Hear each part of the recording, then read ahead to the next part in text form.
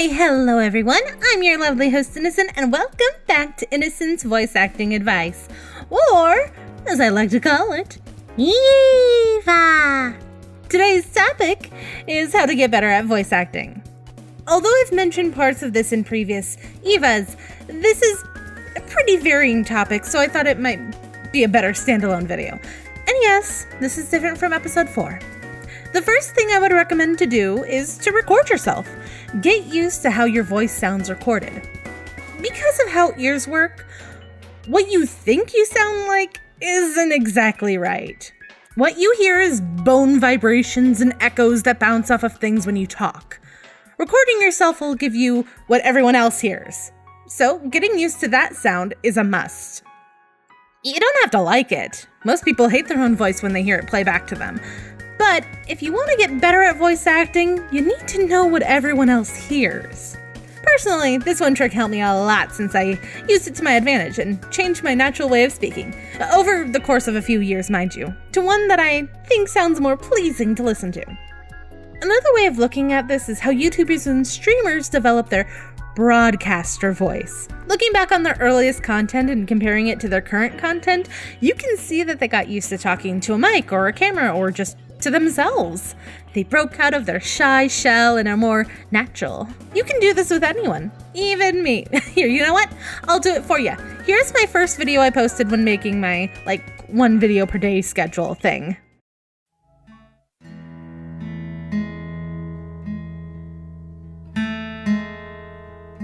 Hey there! Welcome all.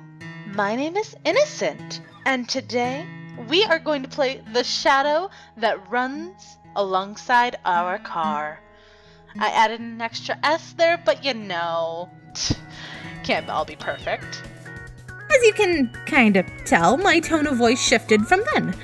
Back then, I was trying to sound more, quote-unquote, normal with how I speak, but that quickly went out the window. Especially since I edit all of my content, I hear my voice a lot, so I made note of what I did and what didn't sound the best and changed it.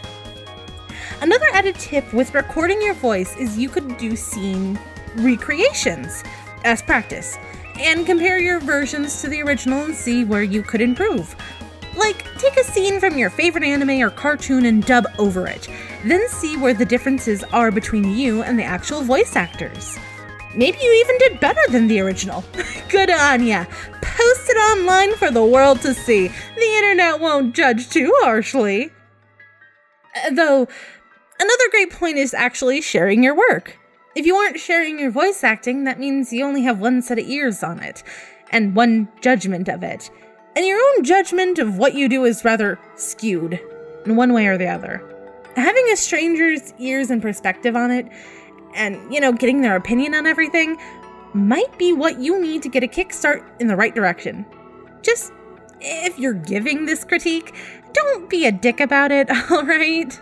If people aren't asking for it, they probably won't respond well when you give it to them out of nowhere and be rude about it, okay? Okay. Man, I stayed on that particular topic for quite a while. Wow, sorry. Anyway, moving on. Another way of improving your voice acting is to loosen up those lips with vocal warm-ups. Don't be a perv. I actually forget to do warm-ups often, so I'm doing my best to fix that currently. But just like any other activity that requires you to use your muscles, you want to warm up before going for the gold. Like, if you were going to jump hurdles, you wouldn't just roll out of bed and go. You'd hurt yourself that way. And when speaking in general, you're using your muscles. Your vocal cords are actually just muscles that squeeze together and vibrate to make noise. If you want to use your voice as a profession, you don't want to damage those muscles. Another muscle that helps you speak is your diaphragm. You do not want to damage that muscle. It kind of helps you breathe. In a different video, I'll explain different types of vocal warm-ups that one can do. There's a lot, and I wouldn't want this video to go on any longer than it needs to be, so moving on. The final piece of advice I have to getting better at voice acting is to read to someone. Voice acting is performing, and to perform, you need to be comfortable. With voice acting, it's a bit easier to get comfortable since you don't have thousands of eyes staring at you, but talking to no one is a little, daunting. To help overcome that, I would recommend reading a book aloud to an animal. If you have a pet, sit down and read to it. They're not gonna judge you if you stumble over your words or can't pronounce a word correctly. If you don't have a pet, go in your backyard or somewhere outside and read to the wild birds. Or if you want to step it up a notch or two, go and read to children. Go to the libraries or hospitals and see if you can donate your time to read to some kids. They'll be happy and you'll get some experience from it. Oh, and on a plus note, if you can do different voices, you can make some kids' day by reading their favorite book as different characters. Now that is the magic of voice acting. We never speak of that. Anyway, if you liked what you just watched, feel free to click or tap here and it will take you to the latest video on my channel. Or you can let the YouTube algorithms choose a video it thinks you'll like. Magic! And of course, you can click or tap over here to subscribe to my channel if you haven't already. Come join the cult! We're always open to new members. Anywho, I hope to see you all soon. Peace out. Bye-bye!